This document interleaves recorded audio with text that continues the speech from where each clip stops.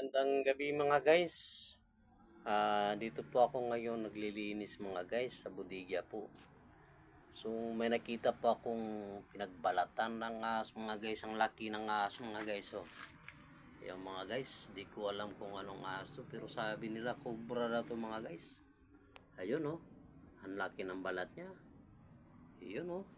Kaya ayan, ang haba oh. Kaya natakot tuloy ako maglinis sa budigang ito mga guys.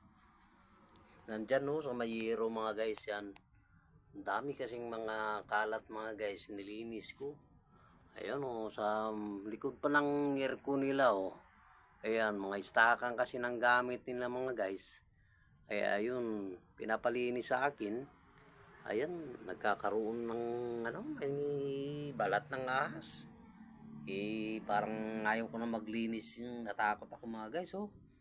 Ano kayang dapat gawin ito mga guys? Ang haba pa naman ito guys. Kakabalat niya lang oh, dami langgam oh. Yun oh. Di ko alam kung anong klaseng ahas ito mga guys. Pero ano bang ano nyo dyan? Comment nyo mga guys kung anong klaseng ahas ito mga guys. Napakalaki ng balat niya. Haba oh. Yun, nakakatakot to mga guys. Kaya kinakabahan ako maglinis mga guys sa bodega talaga mga guys. Yung mga istakan na yun oh, nandyan sa hero mga guys, yan oh, hero na yan. Andyan gumagapang sa takot tuloy ako mga guys maglinis, ayan.